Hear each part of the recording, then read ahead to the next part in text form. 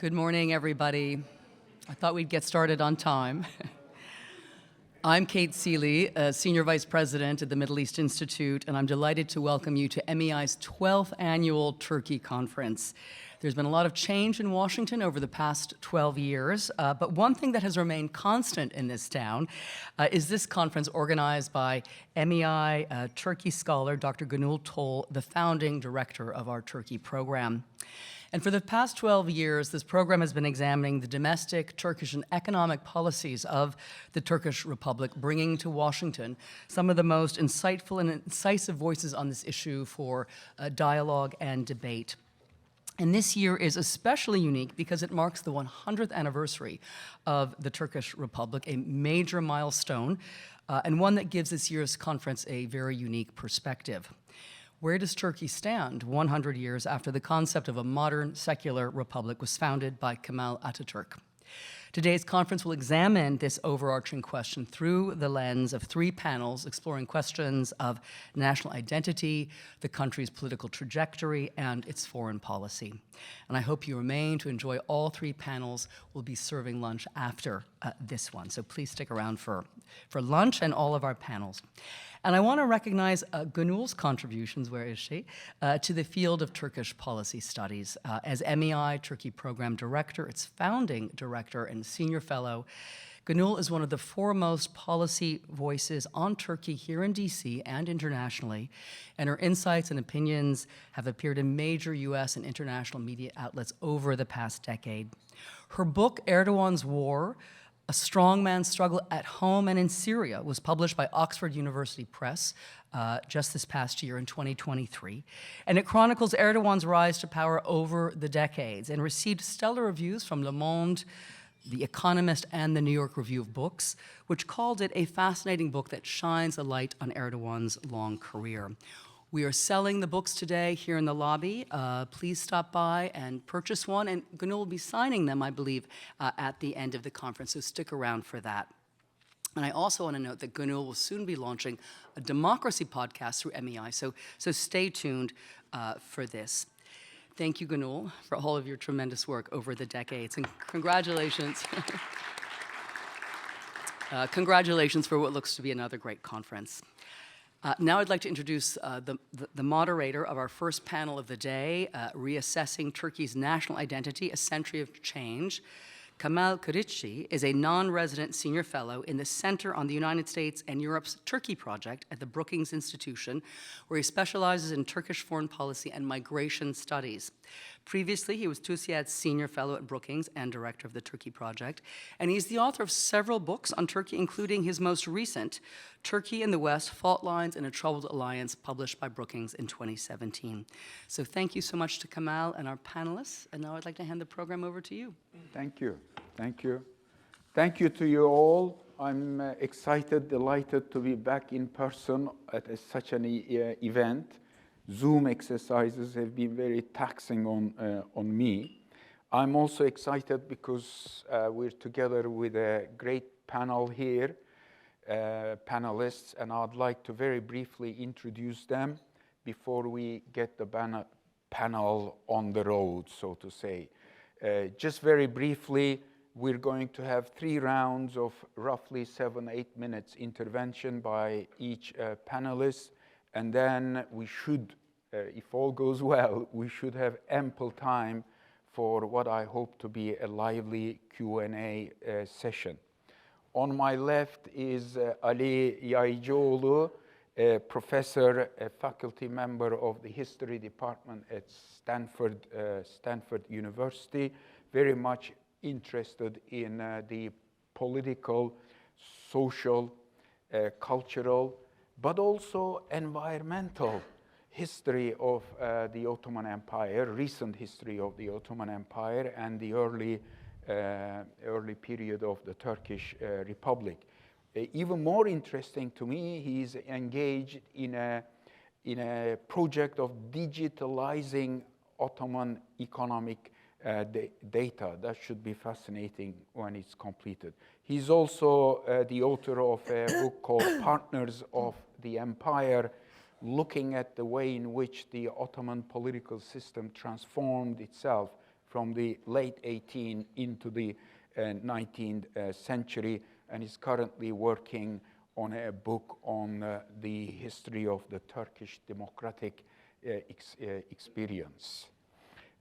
Jenny White is an old friend, colleague, who has a very rich and long academic experience and, of course, record, widely published.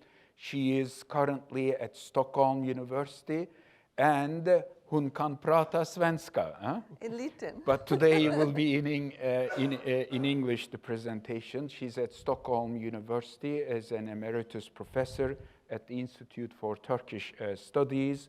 She has quite a few books, one of which that has always fascinated me is focusing on the 1970s and especially the violence during that period. I'm very fortunate I was spared that violence as a student at Boğaziçi University, although these days the university is a target of a very nasty administrative, let's call it, violence.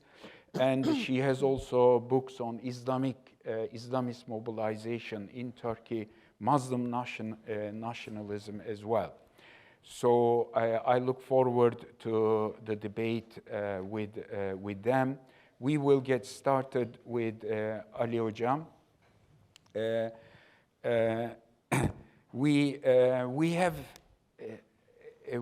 as you've just heard, we have just celebrated the 100th anniversary, the centenary of the Turkish Republic. In the context of today's topic for the panel, can you briefly remind us whether there was a widely shared national identity at the time of the Republic's establishment? My perspective of it is that it wasn't there. This was very much a constructed identity. But there you go. What kind of politics and policies emerged in that respect? If you could introduce to us how this Turkish identity came about. Yeah.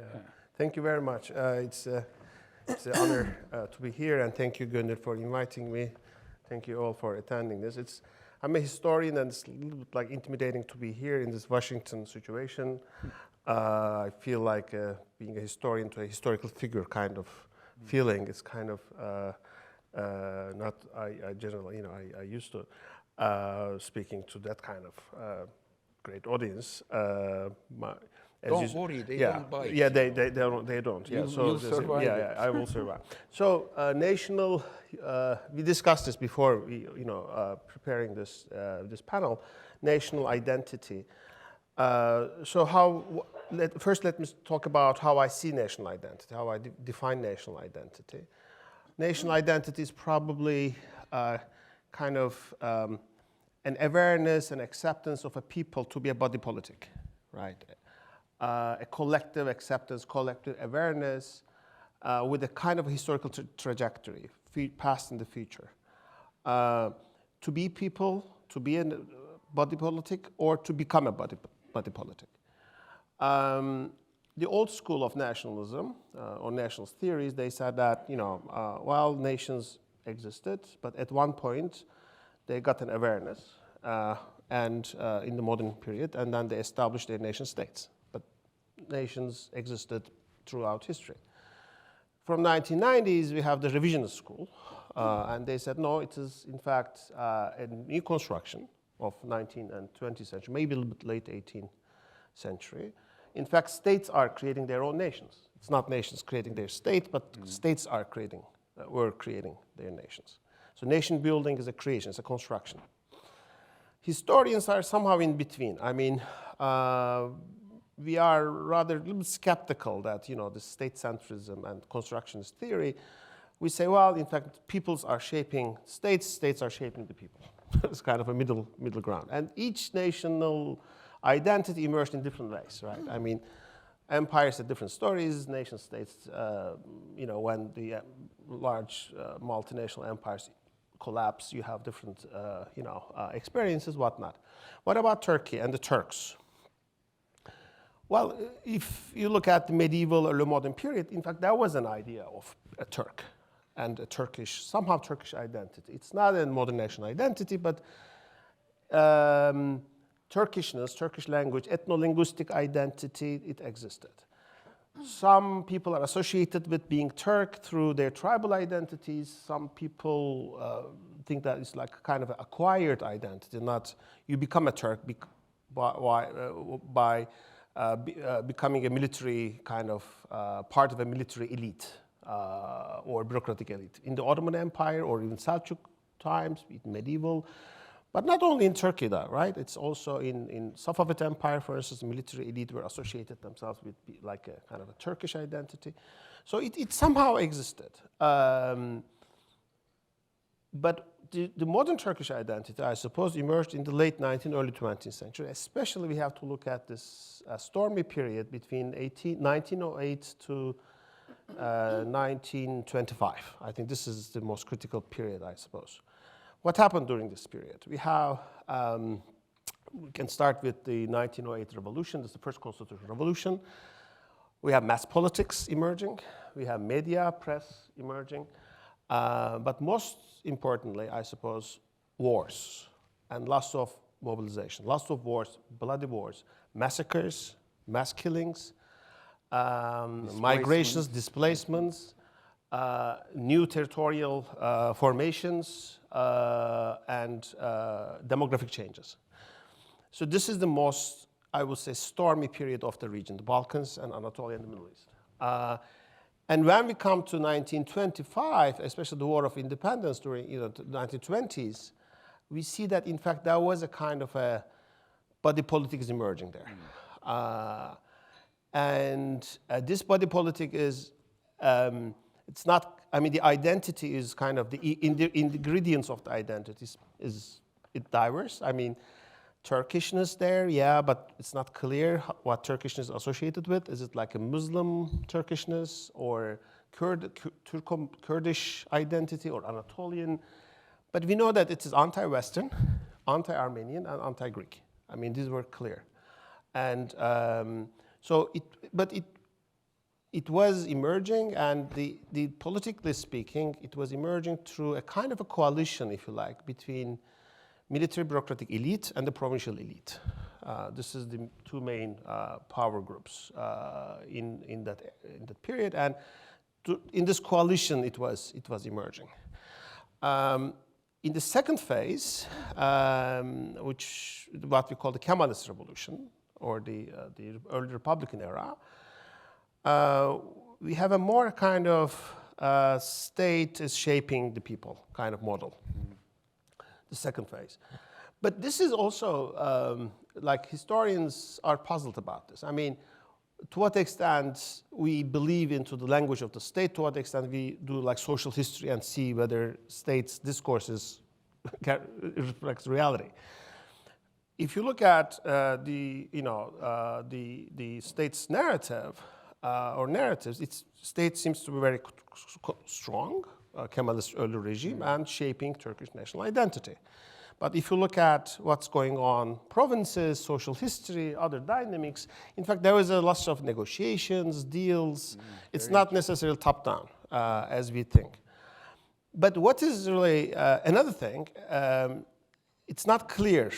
I mean, the Kemalist vision or notion about Turkish identity also not clear. I mean, they couldn't decide whether it will be, again, ethno-nationalist or a more Anatolian or civic, The puzzle that they, the main puzzle was whether Turkish national identity was a kind of civil identity, a civic, republican identity, as kind of you become a Turkish, or a more ethno-national identity, that you are a Turkish, or like a French model, German model, if you will.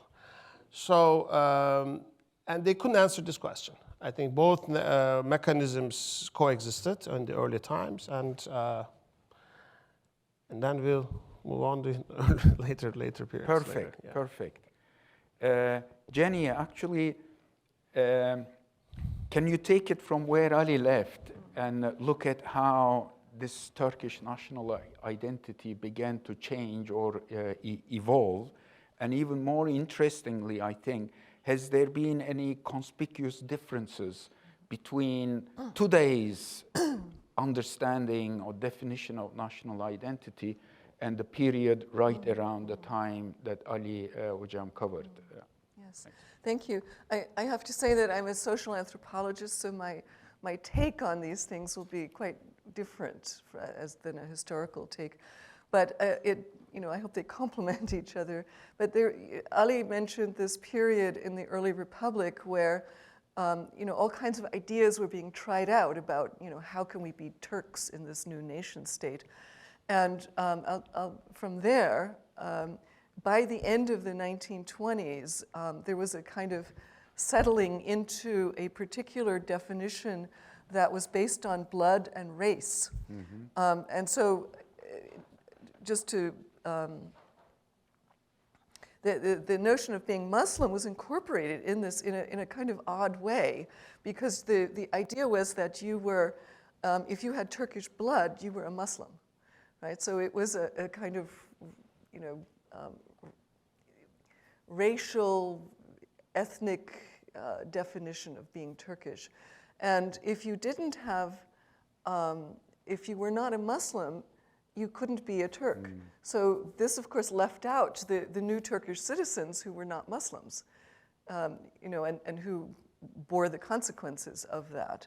So from the very beginning, Islam was incorporated, but in this way that that made it part of having Turkish blood. The concept that was used from that time to the present is soy, the lineage, right? So the lineage has to remain pure, and it has to be, based on Turkish blood. I remember in the 1999 earthquake, Greece offered to donate blood, and it was refused by the Turkish government because it would contaminate Turkish blood. Right, so the blood metaphor is absolutely central. Yeah, the to health this. Minister at the time was a bit of a character, though.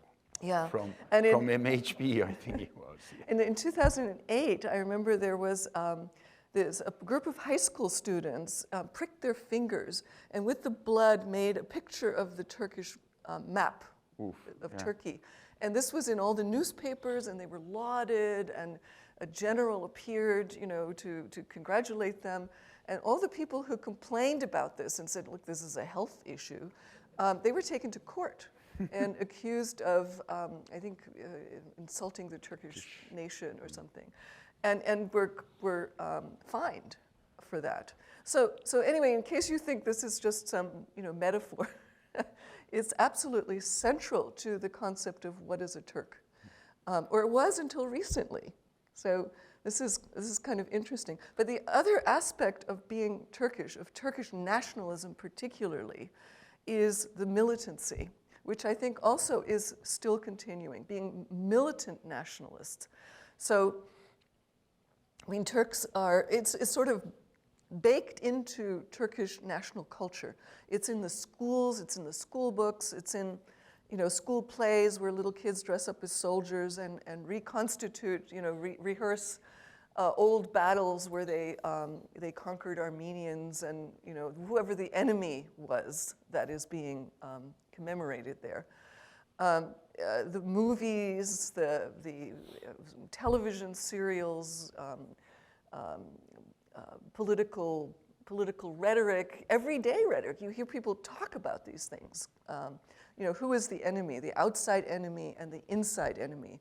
The outside enemy are the usual suspects, and they have pretty much remained the same. The West, the US, a sort of undefined global Jewish conspiracy, the CIA, the Kurds. The Kurds were, they would be considered to be inside enemies, but led by the outside enemies, right? So the inside enemies are people who are Turkish citizens, but are not loyal to Turkey. They're traitors. They can be manipulated by these outside enemies to undermine Turkey. And the Kurds were considered in that category, the Armenians, and non-Muslims in general. And for a long time, it was missionaries, even though there were very few missionaries in Turkey. But the missionaries were accused of, by the military, of trying to undermine national unity by converting people. And then you couldn't tell that they weren't really Turks because they were the same, they looked the same, but they were now enemies, inside enemies. You know, so this is the 20th century, right? And you know, there's slogans, for instance, to talk about the militancy. Slogans like, who is a Turk? Hepimiz askeriz. We're all soldiers, you know, and people's last names. They had to choose their last names, and in the 1930s, and many of the last names are militant last names, son of the soldier, and so on. So this goes through the. Until recently, I would say after the 1980 coup, a number of factors came together to change how Islam is incorporated and to completely, I think, change the definition of what it means to be a Turk, right? So one of the things is that the military, together with the Özal government, decided that they should, you know, promote Islam a little bit more. In order to keep the young people from going over to communism and to kind of paper over the big social divisions that had, you know, led up to the coup. And at the same time, the media was deregulated. It wasn't deregulated by the state, it was the technology, just, you know, you couldn't regulate it anymore. And suddenly the airwaves, magazines, everything was full of discussion of Islam that had not previously been allowed. And also the new economy allowed provincial business people who were particularly devout, but hadn't really been able to become wealthy in the sort of more controlled economy before the 1980s, you know, just where their entrepreneurial activities were let loose and they became quite wealthy and powerful. And the parties that they supported became the welfare party, of which one party split off that became the AKP. So these parties, one of the things they did was rehabilitate the Ottoman Empire, which had been kind of, you know, pushed under the rug by the Kemalists in terms of education. It wasn't really mentioned that much. And so in this new era, people were told that we used to be an empire. We used to be an international empire. We can still be one again. And the concept of being Turkish was, you don't hear much about soy anymore, about the racial aspect, Turkish blood. What you hear is Turks are Sunni. They're Sunni Muslims. Therefore, we can have relationships with all of our former Ottoman Empire, Ottoman provinces. We can have relationships as fellow Sunni Muslims with other Muslims around the world. In fact, we can become the leader of Muslims around the world. So the idea of Turkish exceptionalism, we are the better Muslims, remained there. And so I just want to say here that faith, which had been kind of, you know, you can be a Muslim in terms of your blood without ever having, you know, prayed or even knowing how to pray. Now the notion of faith and behaving like a Muslim becomes the boundary marker to, you know, are you a member of our community or not? And so the implication of this is that the boundaries that concerned the military and the state in the 20th century, that is, we want to make sure we keep the 1923 boundaries of Turkey clear. We want to make sure nothing comes in to pollute our lineage. That is no longer the case. Now the boundaries are gone. We can open, you know, one of the first things AKP did was have visa-free travel to a number of countries in the Middle East. It undergirds the desire for Erdogan to go out into other countries and be active in Azerbaijan, Libya, Syria, and so on. And I just want to end with a quote from just a few days ago, where Erdogan said, after a meeting in a press conference, "The political cultural bounds of Turkey begin not from our official borders, but extend from the Adriatic to the Great Wall of China." And then he added that everything that happens in that arena concerns us, and we will respond with prayers or fists. So I think it's changed. Thanks, Jenny. This is very fascinating, and I think we can a bit more explore the us and others issue from a historical perspective. But what I've noticed is that it looks like historians are much more disciplined about time than anthropologists, which is surprising to me. Ali, the aftermath of the First World War was in the Balkans and the Middle East about building this identity in the respective so-called nation states. But part of it was also, part of that exercise was clearly defining us and the others. And Jeannie mentioned at least two of them, Alevis and the Kurds. I personally was always fascinated by this notion of mountain Turks as opposed to recognizing the Kurds for what they are. Can you briefly take us through how that evolved, us and others, and then bring us to roughly to the 50th anniversary of the Turkish Republic in 1973, which I think was a very interesting decade in itself. Thank you.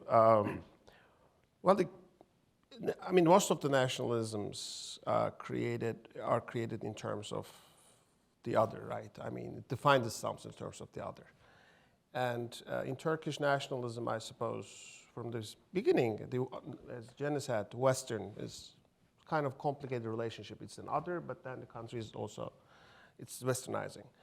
But the West is the other, definitely. And then, as I said, non-Armenian, anti-Armenian, anti-Greek sentiments were very strong because of during the War of Independence and the Greek occupation of Anatolia, and then Armenian question, Armenian genocide.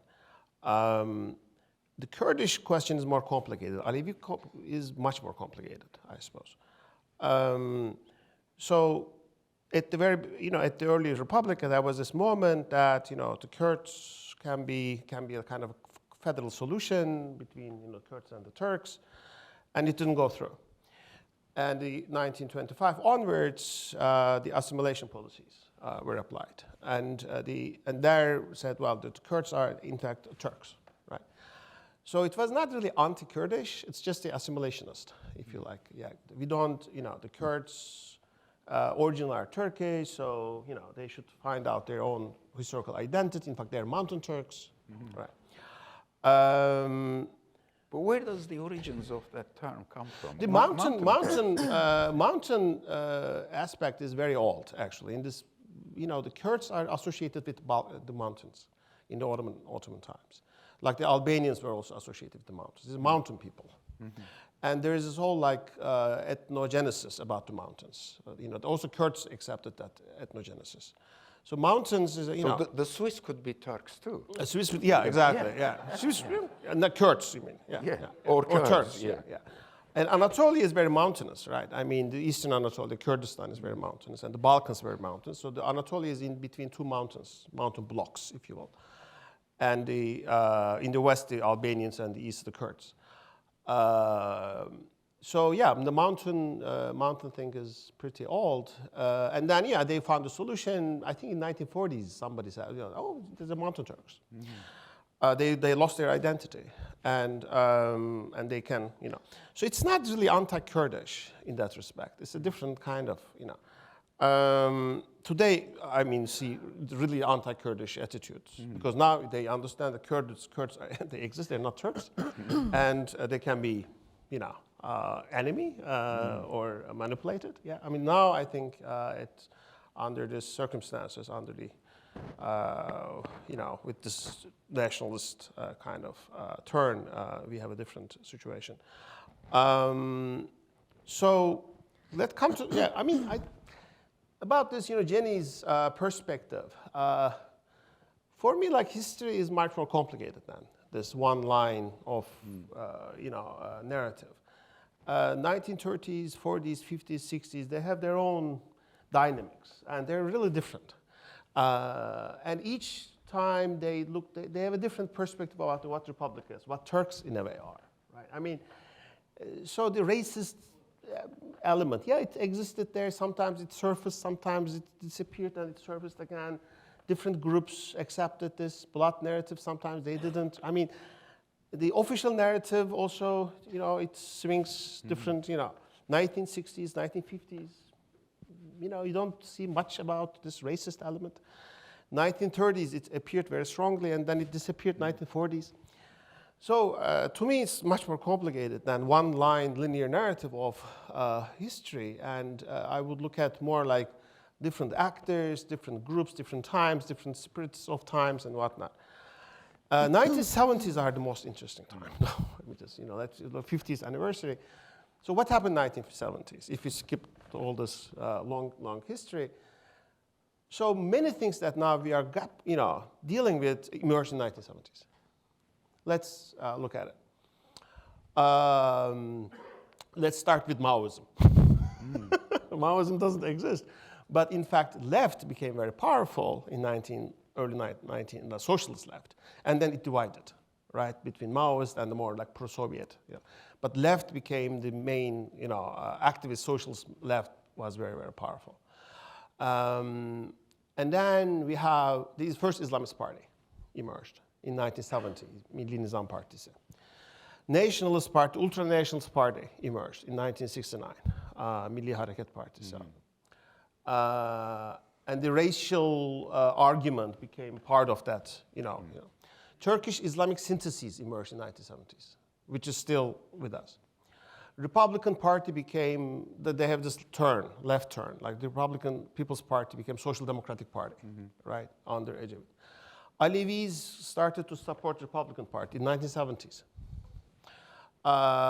So many things that, and even the different versions of Islamist groups emerged in 1970s. So 1970s is really like fundamental to understand and the Armenian, the Asala started,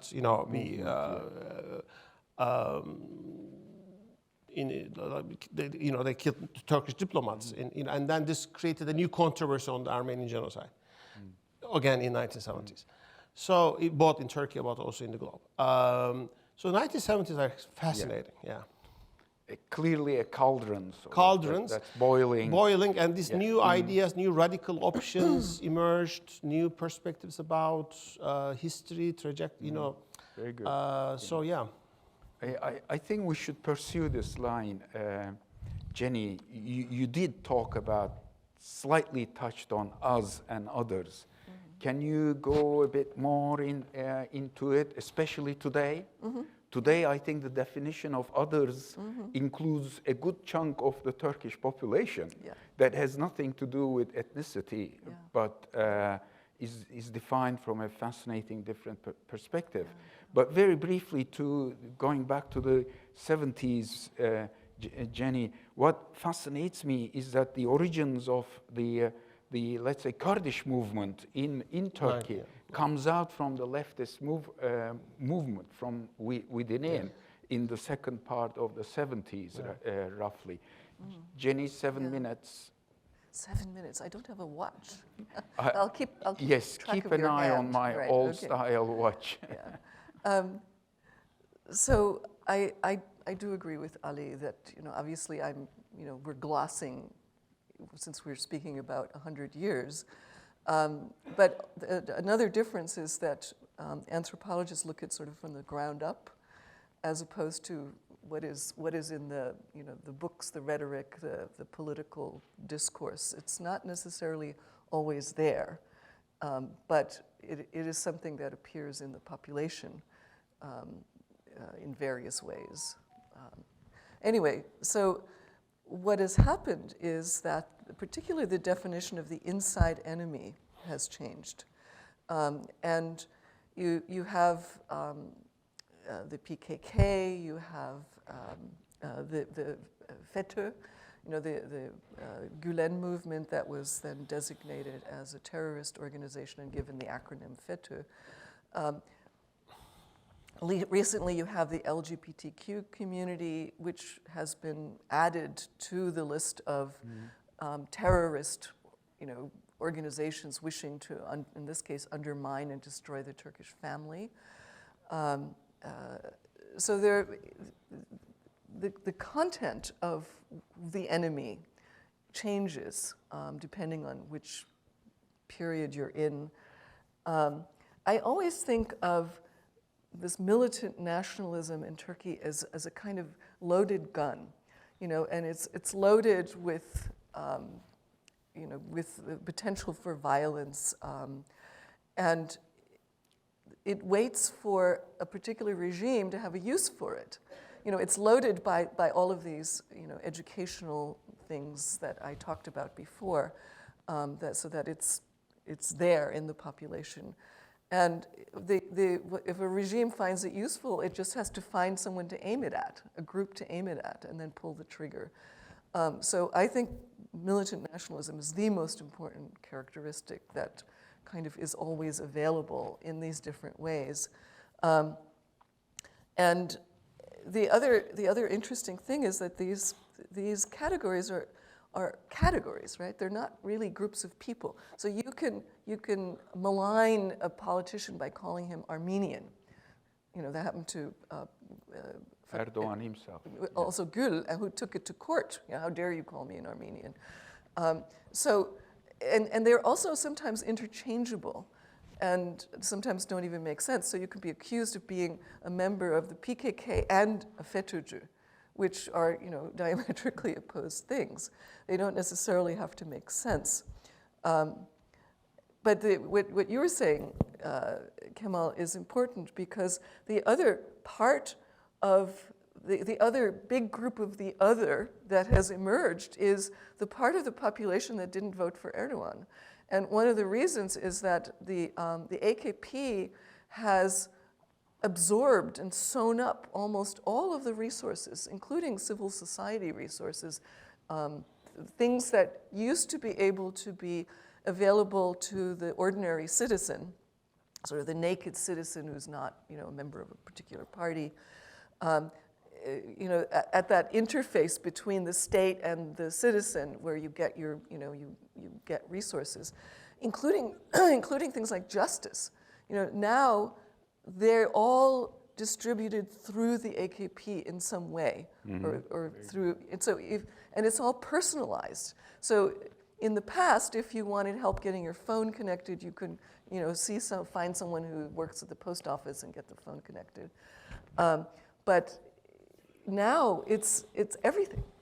Everything goes through the PKK. Through the PKK, through the AKP, so that it's a closed loop, and the people who are not in the loop, which can be up to half the population, are not.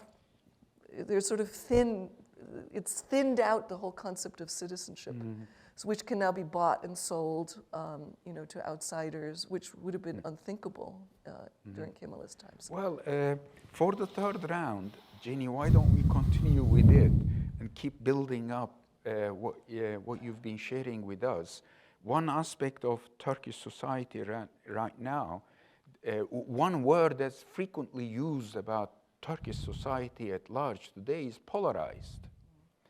And this polarization the other day reached such a point that really shocked me out of my shoes when a member of a very reactionary Islamic sect was advocating that Hamas-like policies should be employed against internal Zionists. That went a bit far. Fortunately, the government employed the judiciary system, and I understand an investigation has been opened up about this, which would not have happened literally a couple of months ago. What's driving this? What's the connection between this polarization, the politics around it, and this evolving national identity debates and definitions. I think that this personalization is part of the problem. And maybe where do you see things going? Okay. Is the country will be emptied from one half of itself? Yeah. I think the personalization is part of the problem. There's a kind of leadership that goes back to the beginning. So Ataturk was a strong leader with his entourage, and then his entourage became the state, right? And they, then institutionalized what they thought Ataturk wanted them to do as Kemalism, and then eventually they opened it to other voices through elections in 1950, and then it became very messy, with lots of coups and other kind of violent contradictions that came out of that.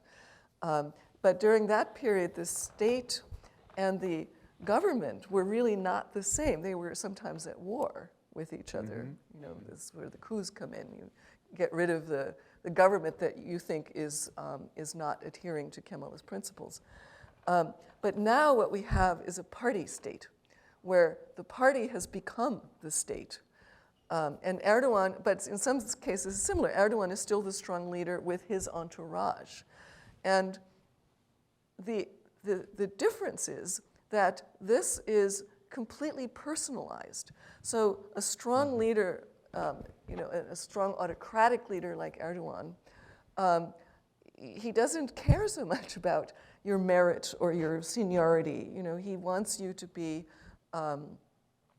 obedient and loyal, right? And so all of the relationships in the government are personal relationships, right? The bureaucracy is based on personal relationships. You can take someone's janitor and fly them in and make them president of a university because there's a personal relationship. So many things have broken down, and because the enemy, the creation of enemies, as you gave a good example, is sort of ongoing.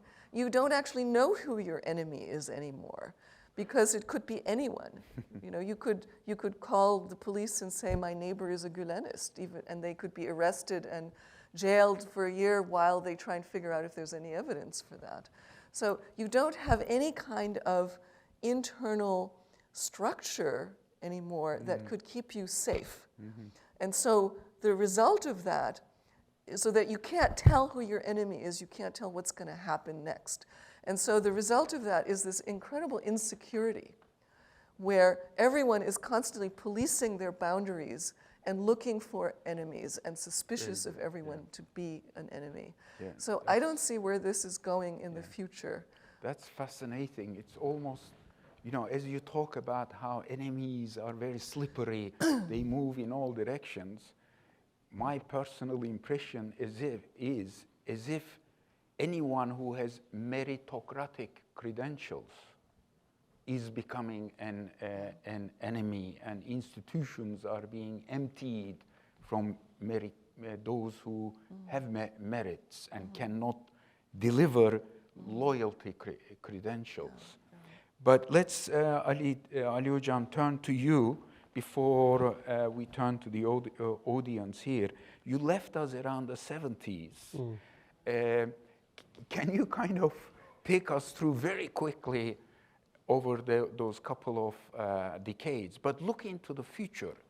One of the remarks that struck me about the early stages of the search for a national identity, you made a reference of some groups advocating a civic definition of Turkish nationalism, of which there were quite important personalities. I wish there were time, we could go into some examples and details. As we look into the future, Jenny did not draw a very promising future.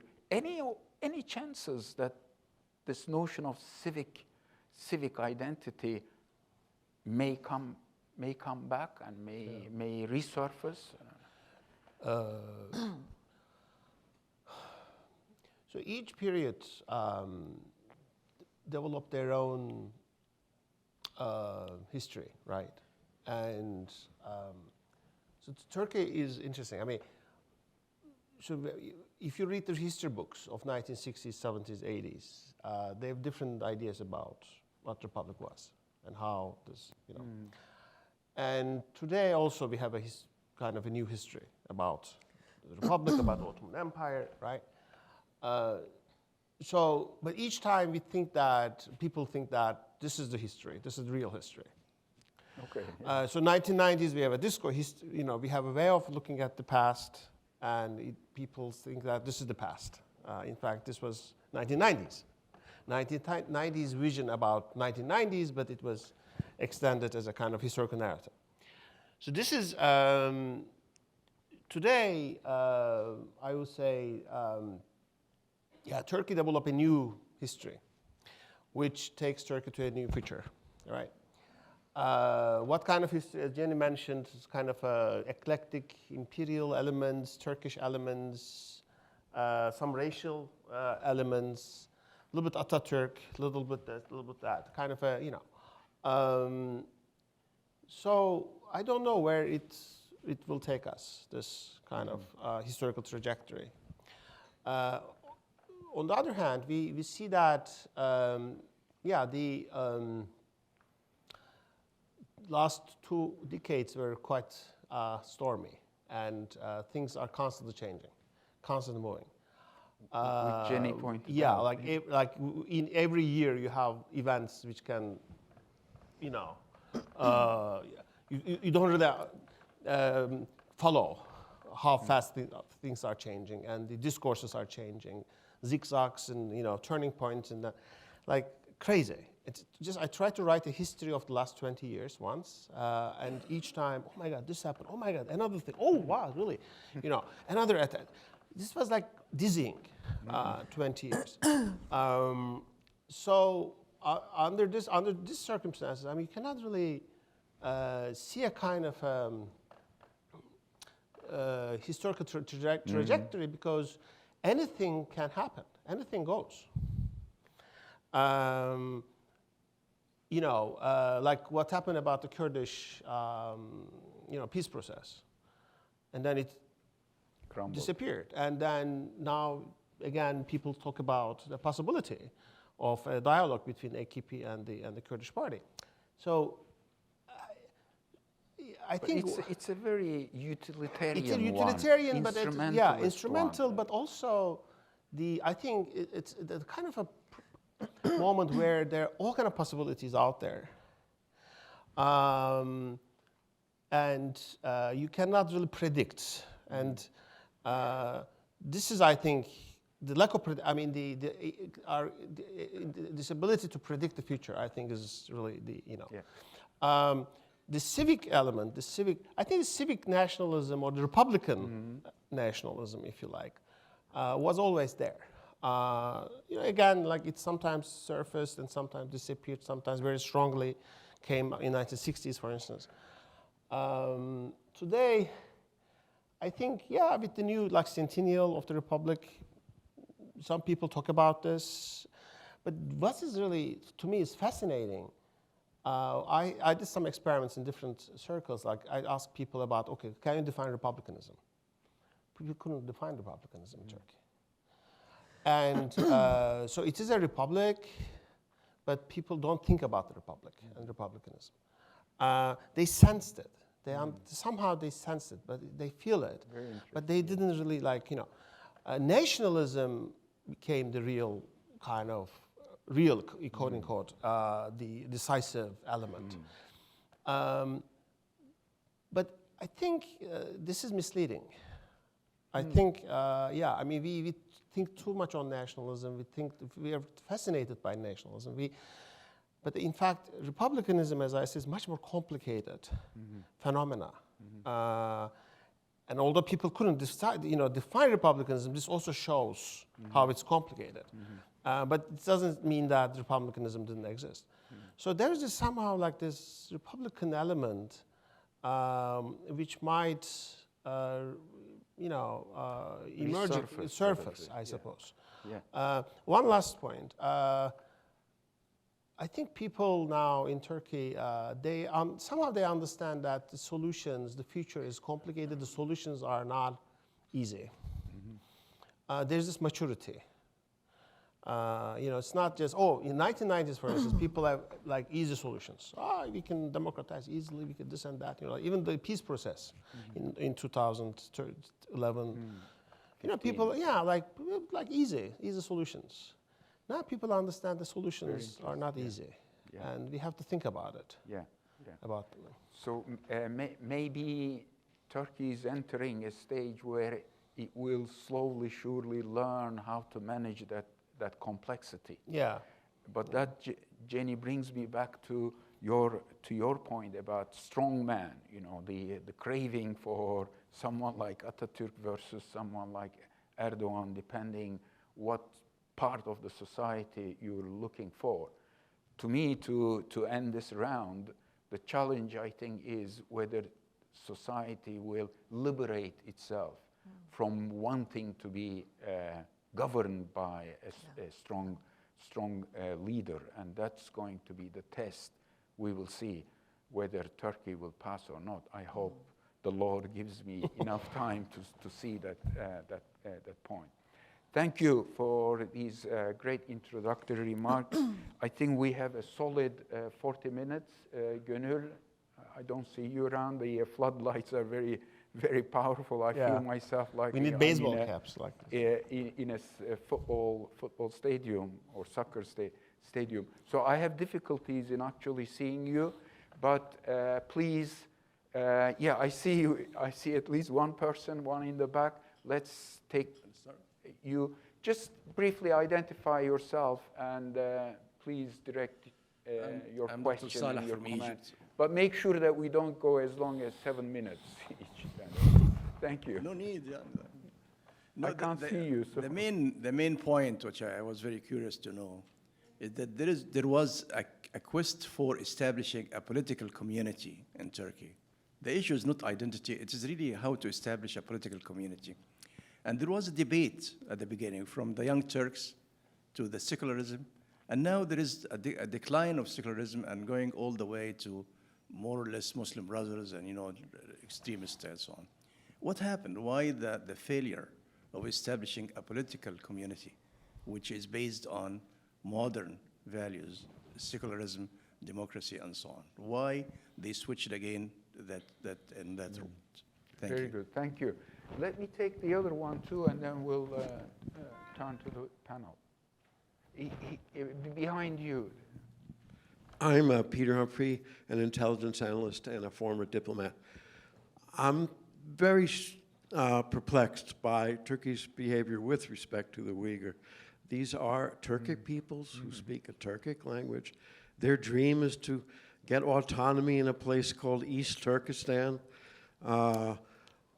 And yet, from Turkey, what do you hear? Crickets. You'd think that the Turks would be burning down every manifestation of the Belt and Road projects. But while they're willing to back Azerbaijanis, when it comes to the Uyghurs, the Communist Party of China gets a pass. Help me with that. Very good.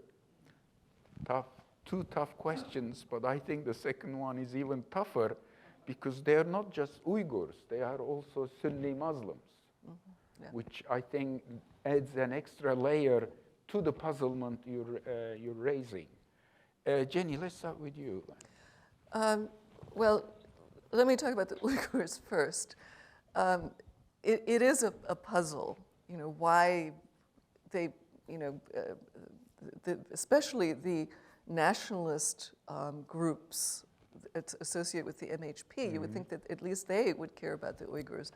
And in fact, I remember like 15 years ago, there were some demonstrations by these youth groups associated with the Nationalist Party against treatment of Uyghurs, and that has all kind of fallen away now.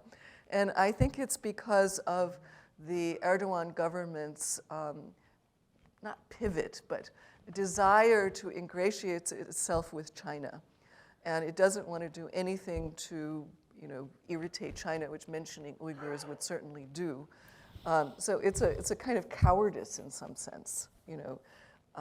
Turkey thinks of itself as being in a multipolar world where, you know, the old regime of, you know, U.S. dominance is over, and now you have sort of medium-sized countries that then lead other countries. And of course, Turkey sees itself as one of those leader countries, even though at the moment there aren't too many people following, too many other countries following.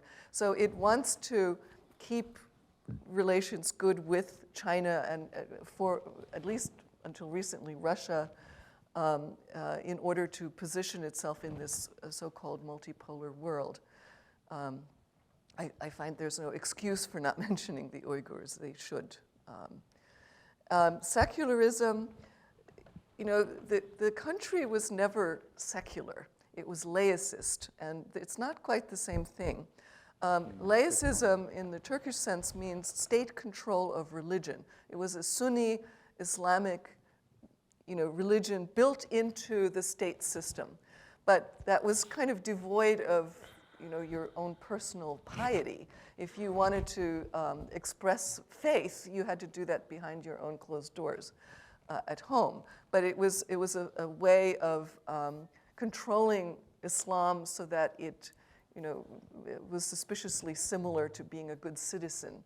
And the state, through the Diyanet, the Directorate of Religious Affairs, ran the mosques. These were all civil servants, and they wrote the sermons, and they still do. So, you know, it was the secularism was the lifestyle of the Kemalists that they then tried to impose on everyone else. So what you have now is the return of a different lifestyle, right? A lifestyle which actually in some ways is really close to the Kemalist secularist lifestyle in terms of being commodified. You know, you have, you know, Islamist fashion, Islamist leisure activities, Islamist literature, film. Everything that you have in the secular sphere, you also have in the Islamist sphere. It's been totally commodified. So the faith is still actually absent. You know, Islam today in the government is a way of saying who's in the loop and who's not in the loop. Do you drink wine? Do you not drink wine? So, you know, it's not really a going towards Islamic law or, you know, the Muslim Brotherhood or anything like that. It's something that is, I think, uniquely Turkish in that regard. Very interesting. Very good, Jenny. Yeah, about the Uyghurs, Turkey doesn't want to mess with, you know, China. I mean, it's very clear. And this is why, you know, the whole Uyghur thing, some civil society organizations try to do something, but it's not, it was suppressed or silenced. And this is like, I would say, very much, you know, related to Turkish realpolitik, if you will. I don't think, but also like, you know, the interest towards the Uyghur, I mean, ordinary people don't know much about this, you know, although they're Sunni, Muslim, Turkish, yes, but I mean, I think some nationalist groups and some maybe Muslim groups somehow develop some sensitivity, but overall, they, you know, Uyghurs are not part of this larger, it's not like Azaris or, you know, like, or Palestine or something. It's, you know. About the political society, why there's no this, how come this political society just disappeared? It didn't disappear. There are different political societies, I suppose, today. Polarization was not also new, right? I mean, 1970s was pretty polarized. True. We forgot. I mean, this is like, we forgot a lot, right? I mean, this is, we live in a certain time and we think that, you know, history is like that. It's not the case, right? Or certain things are new. So 1970s, as I said, come to the earlier discussion, the polarization was massive. People were killing each other, you know, like left and right, but also there are like Islamic element, Sunni element, nationalist element. More or less everything that we have actually existed in the 1970s, right? So to what extent what we experience are new in terms of polarization, Okay, very his good, question. yeah. I mean, the Kurdish issue is different, obviously. The Kurds, now we are polarized, but there are three Turkeys, people say, right? It's polarized, but they also don't talk to each other a lot. Maybe this is different than 1970s. 1970s, there are polemics, there are argumentations. Now we have like different groups. There's polarization, but there's not much, Very good, kind of exchange.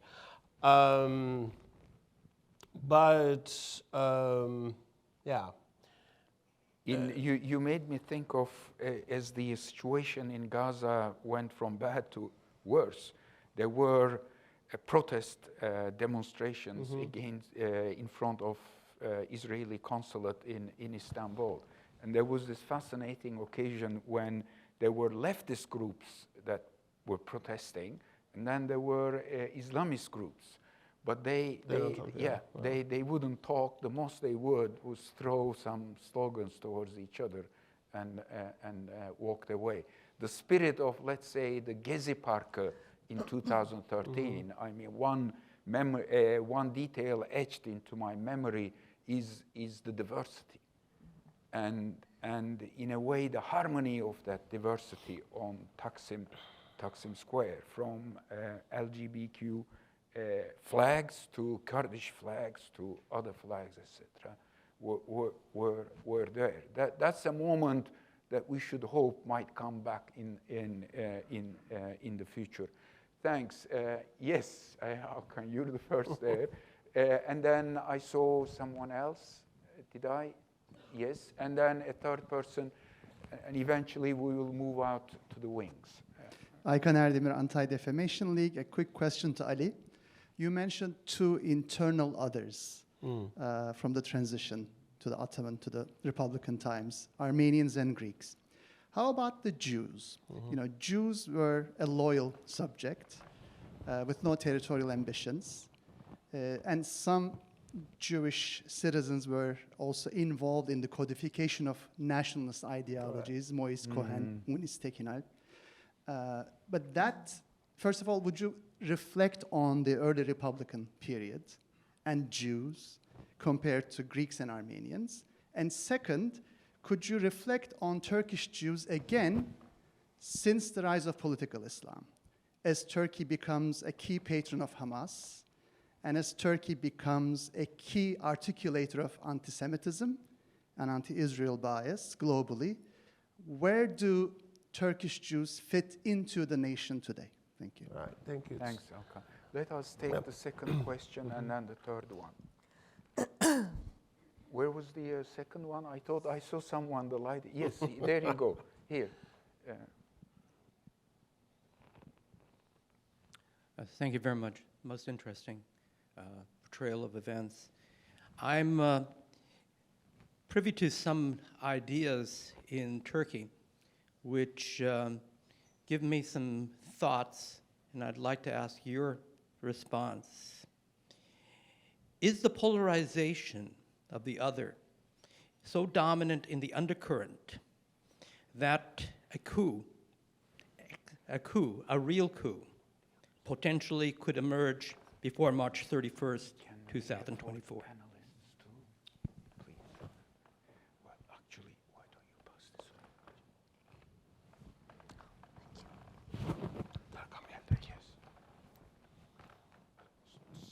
I hope the question didn't get lost in that exchange of waters. But let's take the third one too. I think it was somewhere.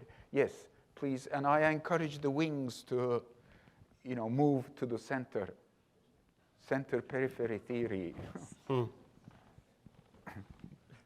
Sorry to barrage you with questions, but my name is Dominic Bernaccioni. I have a question for Jenny, but Ali, if you want to answer it as well. Very similar to what they were asking about polarization and the othering. We're talking about the foundation of Turkey, Turks versus Greeks, and then it was Armenians and Kurds throughout, left versus right in the 70s. But now, I'm seeing a lot, especially since the Syrian civil war, conflicts with othering with Syrian refugees in Turkey. That's a huge polarization issue. How is that driving the national identity? How is, separating Turks versus Arabs in major cities, minor cities, those refugees from crises around in the Middle East?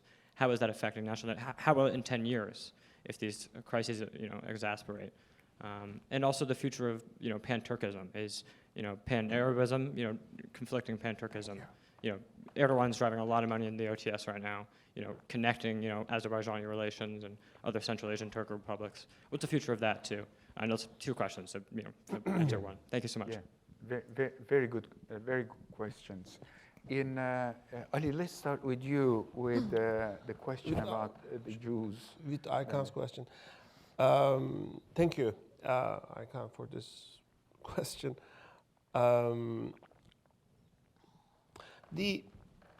I think Jews are not like the other, like the Armenians and the Greeks in overall, both in the state discourse, but also in different popular discourses, if you will. It's more complicated than the Greek and the Armenian. The Armenians also, they're not also very similar. They have differences too, Armenian and Greek.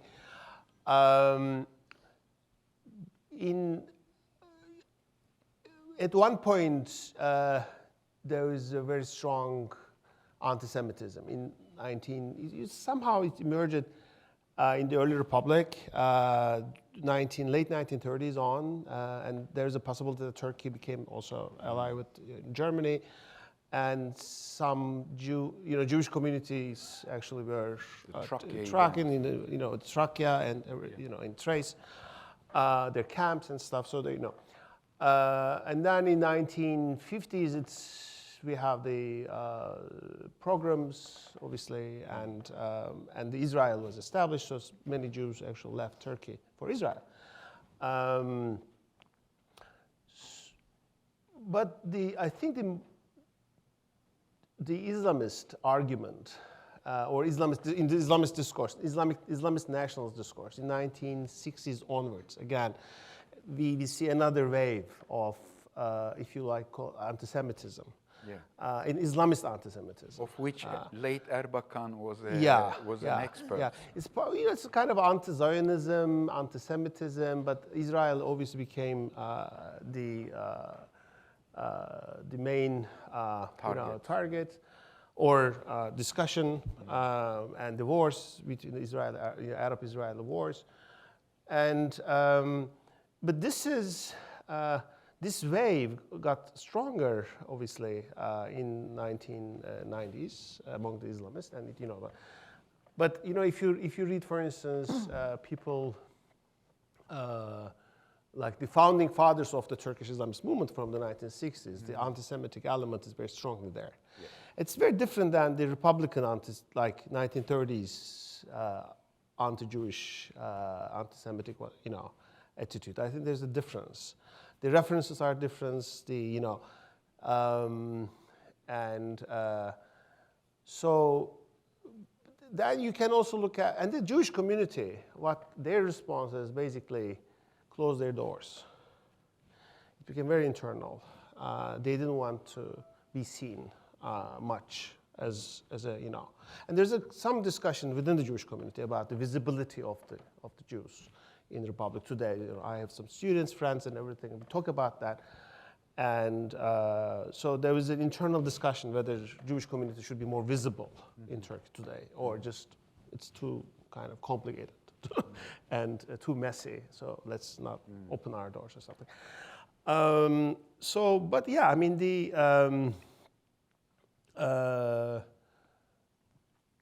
in each like Jewish case, Armenian case, Greek case, you might have different and very interesting analysis, actually. And but I think, the anti-Armenian, anti-Greek element is very strong in Turkish national identity. I think. But there was also the occasion when we lost Hrant Dink.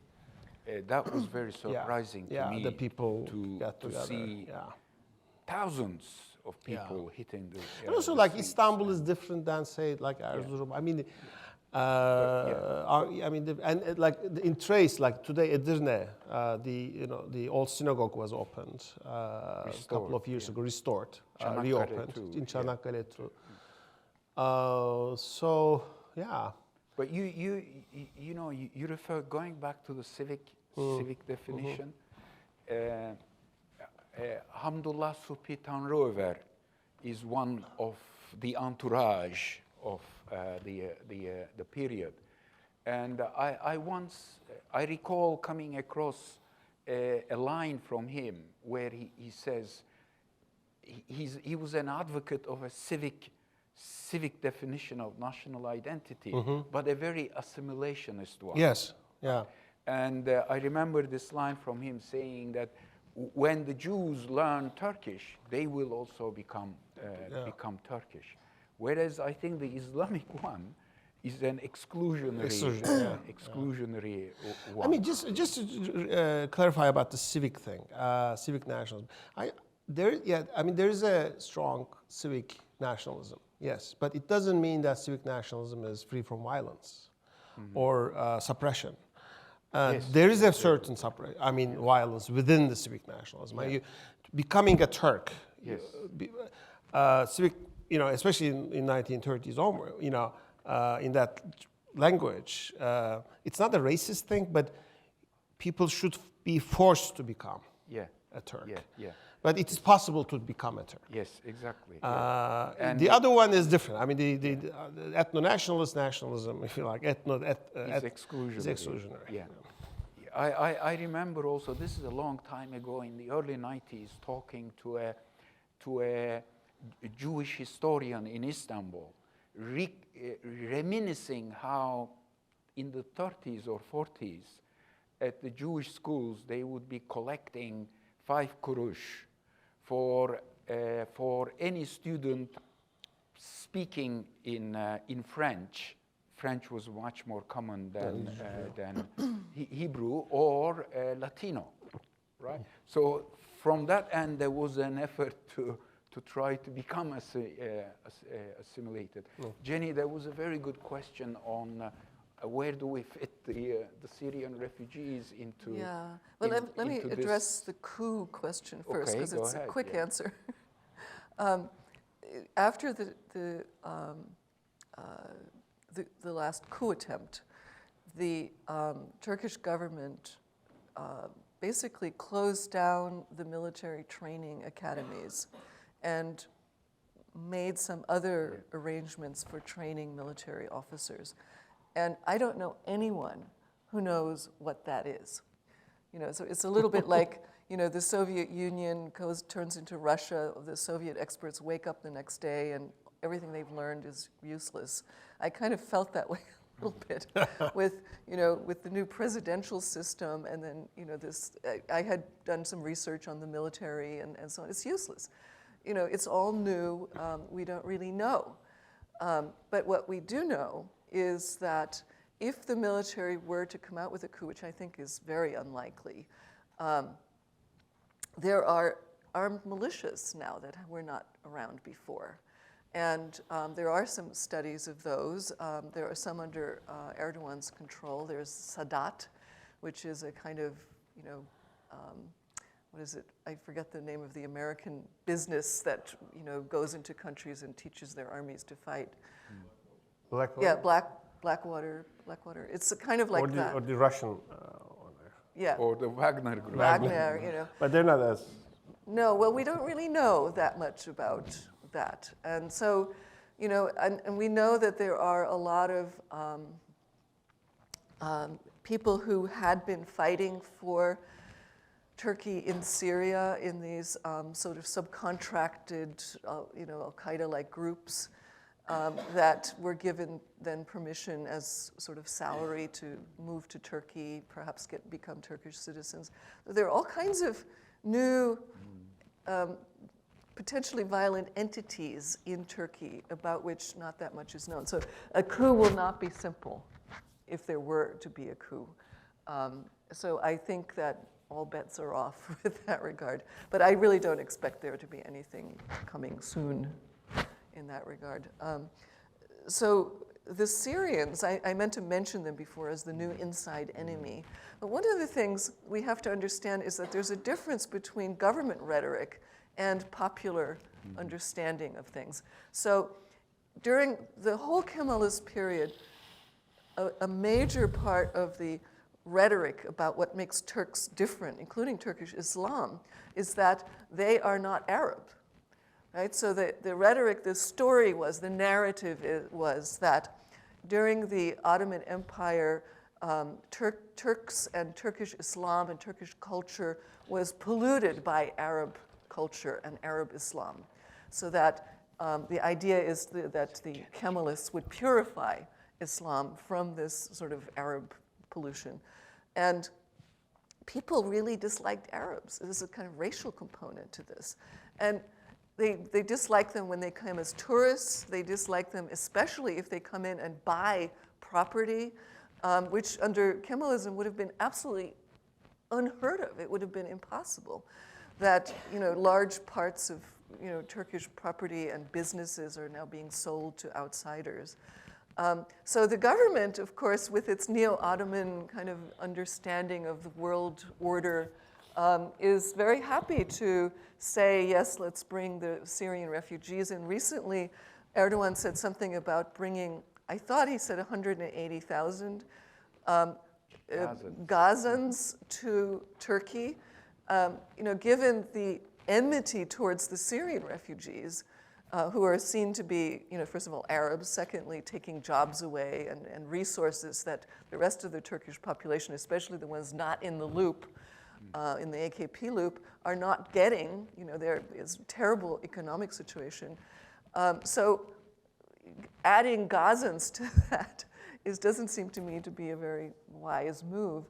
But you could see the disconnect between the sort of public attitude towards Arabs coming in and the government, largesse with regard to Arabs. So Let me also say something about Go ahead. this. The anti-Arab attitude or anti-Arabism. I'm saying that everything is more complicated than, but it's really complicated. And I've learned yeah. that to become a good historian, Historian, you always complicate have to things. Yeah, it's emphasize the complicated. But during the First World War, for instance, you see a kind of one point there's a kind of anti-Arab moment, and then it disappeared suddenly, and then people talk about Turkish-Syrian Confederation. So what happened, right? So UNA progress was very at one point people talk about Ottoman Orientalism, right?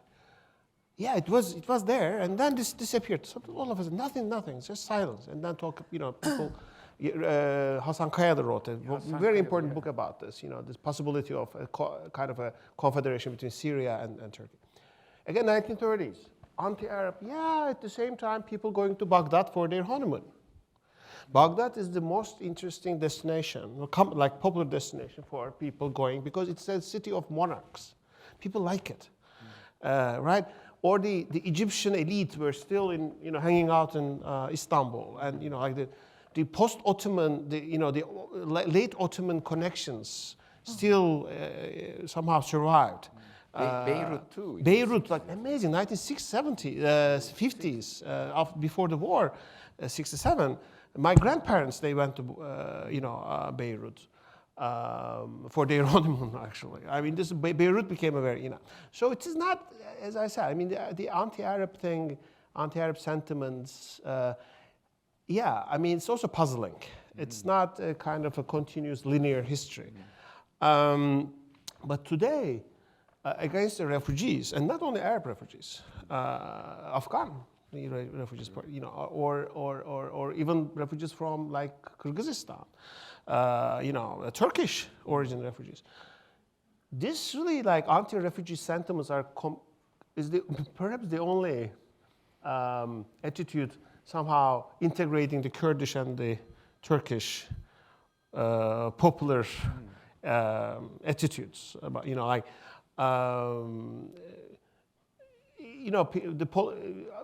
both the Kurds and the Turks agree on that. There's a refugee issue, and they don't want people, regardless they're Arab or regardless they're Afghan,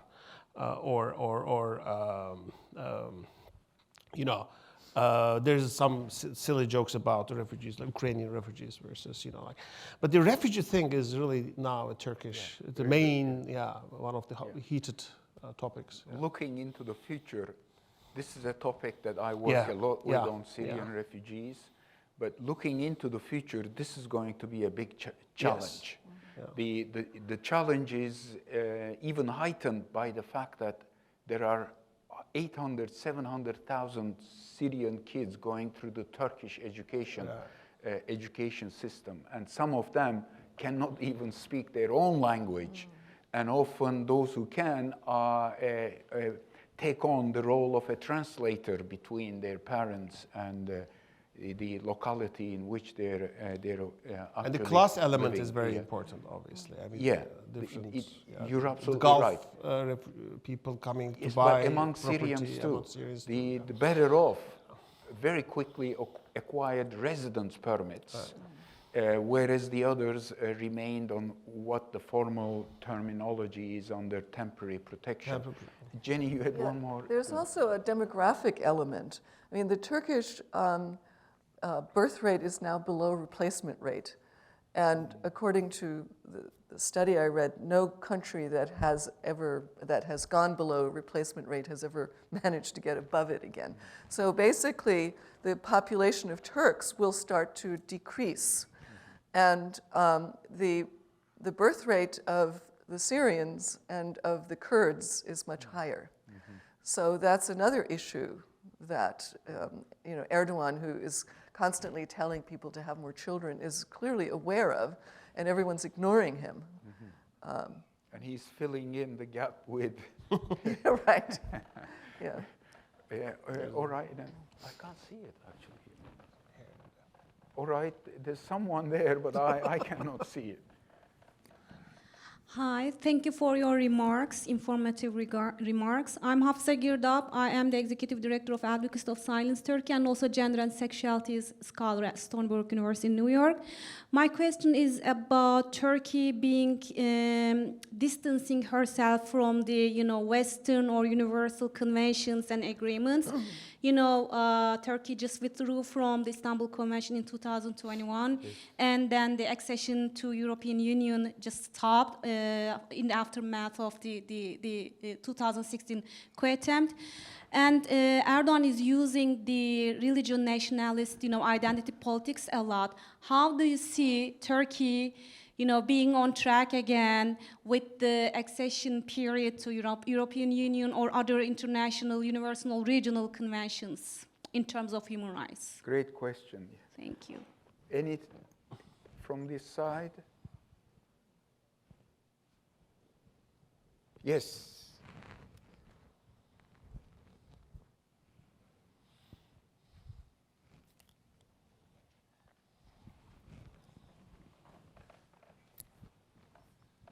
Hi, my name is Ezra Mannix. Thank you very much for your remarks. These are wonderful. You touched a little bit on meritocracy and the decline of the meritocracy. Is there an acknowledgement of the Turkish government that there's a need for a stronger knowledge economy-based economy and just an acknowledgement of the general decline of the brain drain that has seemed to accelerate lately? Thank you. Thank you very much. Very, very good. May I add a question on top of the one that you just raised? I can't help it. Jenny, the addendum to that question: are women becoming the next enemies in Turkey? Especially following up on the way in which the Istanbul Convention, it was the Erdogan government who took the initiative in putting this together. Yeah. It's a little bit like, I think the LGBTQ received the possibility, permission to publicly celebrate their identity under AKP. But now, as you defined, they've become enemies. And these are two, I think, examples of how your point, how the definition of the enemy and enemies constantly change. And do please take up the very good question on meritocracy too, because that kind of fits into that framework of yours. There is an acknowledgement, if I may add my point on it, that Turkey has to move towards that knowledge economy. But at the same time, those who would contribute to that economy, from my perspective, are being chased out. So Jenny and then Ali, and I think then we'll start concluding the panel. Okay, so those are actually all excellent questions. The role of women in Turkey is particularly interesting because there's a sort of state narrative of how Turkey gave women rights, and that, including voting rights that were not given even in Europe at the time, in the early republic, all of which is true. But the rights of women ended at the door of the household. So the government wanted actually nothing to do with what happened behind the closed door. So it took until the 2000s for there to be changes in the criminal code to make, for instance, things like marital rape illegal, or to make illegal the custom of marrying a woman to her rapist, because if you do that, then it's legitimate and there's no problem. And we know that there is a very high rate of murders of women in Turkey that seems to be going up. Either it's going up or more are being reported, because for a long time they really weren't reported. So one of the things that I tried to do in one of my books is to understand the role of women in nationalism. Because the way I describe nationalism, you can see that it's actually a very masculine rhetoric, right? So to be a nationalist, to be a militant nationalist, basically means to be a man. And women play a role in nationalism, but as the entity that has to be protected. And there is actually a linguistic link between between the virginity of women and the protecting of the boundaries of the country. I'm not going to go into the whole linguistics, but that's how it's seen, right? So you keep the enemy from penetrating the boundary of the country, and the woman symbolizes that. It's not just Turkey. This is common throughout the world, that women play this role in nationalism. But the women's role is then as a sort of a potential victim, a mother of soldiers particularly, someone who is pure and has to be protected. There's no real room for the Ataturk woman, who is out there, doing politics, doing, out there in the public. It was expected that even the Ataturk woman placed, a lot of emphasis on these other roles of becoming a mother and getting the household together. So there was a lot of contradictions all the time, but there really was never a place for women to be sort of self-defining. They were always defined by the national agenda, whatever it was. And so the present withdrawal from the human rights conventions, particularly the Istanbul Convention, was a bit of a shock, because Erdogan had been one of the people who sort of pushed through the new penal code that women had lobbied for. So something has changed in the Erdogan regime, and I think it's part of this general movement to being on the defensive, that the regime, Erdogan himself, always feels under threat. And this started after Tahrir Square, where he felt like this is what's going to happen to me. Rabia Square.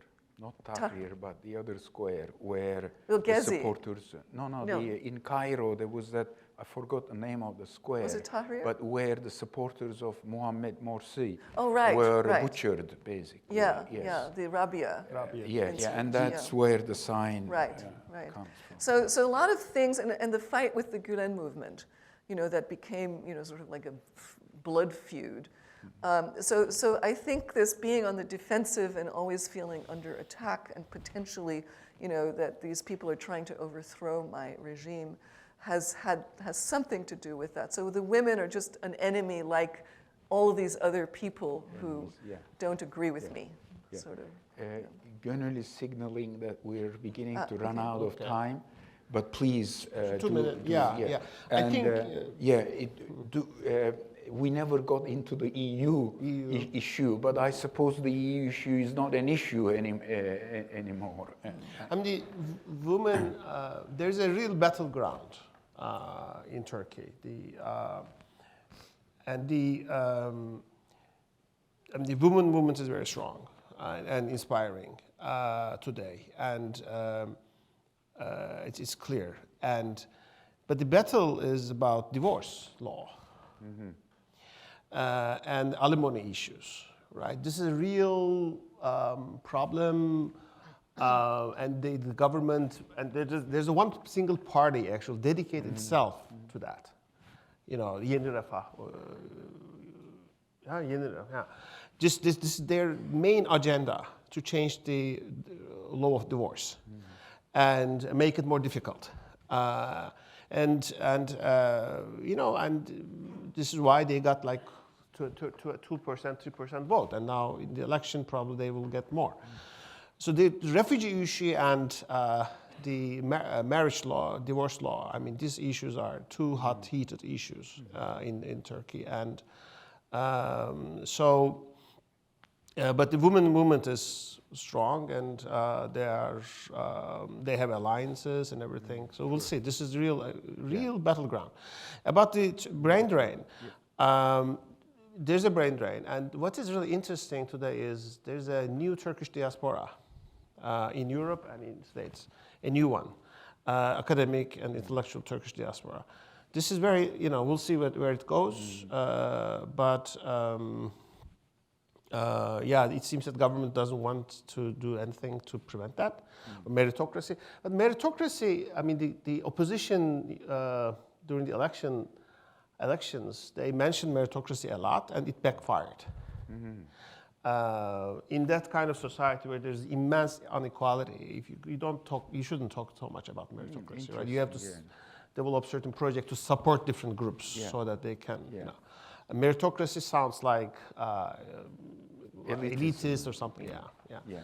Thank you. But you mentioned earlier on the Republican values. And an important Republican value is education, is mobility. Exactly. Mobility. I think we did with the support of this TÜSİAD, we organized different meetings with intellectuals, and we talked about what are the main.